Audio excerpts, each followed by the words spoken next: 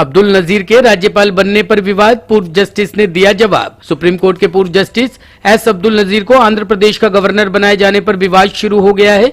इसे लेकर कांग्रेस समेत अन्य विपक्षी पार्टियों ने आपत्ति जताई है। इस बीच हाईकोर्ट के पूर्व न्यायाधीश ने विपत्ति की आपत्ति पर करारा जवाब दिया है। इलाहाबाद उच्च न्यायालय के पूर्व जस्टिस सकाराम सिंह यादव ने कहा कि जस्टिस अब्दुल नजीर ने कानून के हिसाब से ही हमेशा फैसले दिए। उनकी राज्यपाल के तौर पर नियुक्ति से न्यायतंत्र में विश्वास कम होने की कोई बात नहीं है। अगर किसी को लगता है कि उन्हें किसी फैसले का इनाम दिया गया है तो ये बिल्कुल गलत है।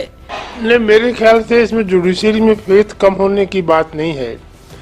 और उपयुक्त जहां तक सूटेबिलिटी का प्रश्न है, जस्टिस नजीर जो है वो सुप्रीम कोर्ट के जज रहे हैं और तमाम बड़े बड़े फैसले किए हैं। उनके किसी फैसले में कोई इस तरह का कभी कोई आक्षेप नहीं हुआ कि वो otherwise then according to law फैसला किया हो। जजमेंट जो है कानून के हिसाब से किया है, तो उनमें अगर उन्होंने, और गवर्नर को बहुत से संवैधानिक मसलों पर निर्णय करना पड़ता है, तो अगर उनका अपॉइंटमेंट एज ए गवर्नर हुआ तो मैं समझता हूँ बिल्कुल सही हुआ है। इसमें कोई किसी प्रकार का कोई संदेह करने की जरूरत नहीं, और न तो इनके अपॉइंटमेंट से जुडिशरी में फेथ की कमी होने के बाद। बहुत लोग इसमें सवाल भी खड़े करेंगे। अब वो तो लोगों को जाकी रही भावना जैसी, प्रभु मुहूर्त देखी तिन तैसी।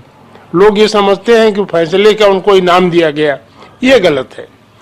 फैसले का इनाम जो डिसीजन मेकिंग अथॉरिटी है, राष्ट्रपति या गवर्नमेंट ऑफ इंडिया, उन्होंने जो कंसिडरेशन किया है मेरिट पे देख करके किया है।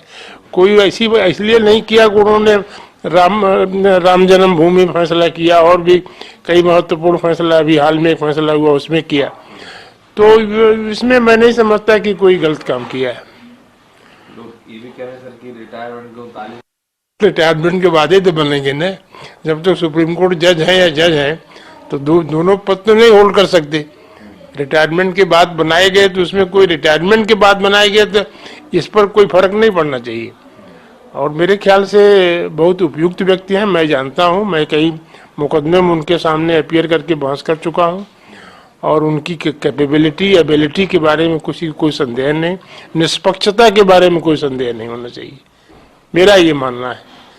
तो सर इस तरीके से जुडिशरी से अलग होकर अगर कोई पॉलिटिक्स में आता है तो आपको इसमें कोई नहीं, इस बहुत से पहले भी हुए हैं जुडिशरी से जगह करके। क्या नाम था जो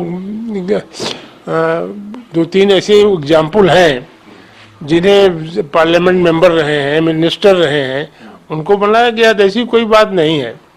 जज रहे हैं, जज बनाए गए या पॉलिटिक्स में रहने के बाद या जज होने के बाद भी बड़े बड़े संवैधानिक पदों में आए हैं, तो ऐसी कोई बात नहीं है।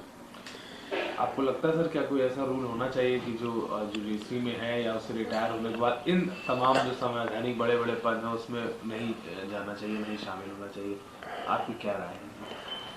नहीं, ऐसा कोई नियम तो नहीं है, लेकिन यह है कि लोग को संदेह करते हैं, लोगों को शंका होती है कि भाई इन्होंने इस तरह के फैसले किए हैं, गवर्नमेंट के पक्ष में फैसले किए हैं, इसलिए इनको बनाया गया है। तो अगर इस तरह कोई नियम बन जाता है तो उसमें भी कोई हर्जा नहीं।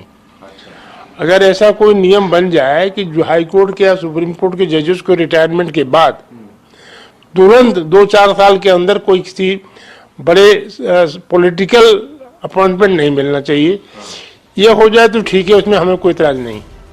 आपका मानना है ऐसा होना चाहिए? होना चाहिए। ब्यूरो रिपोर्ट, टीम सनसनी 24 घंटे न्यूज।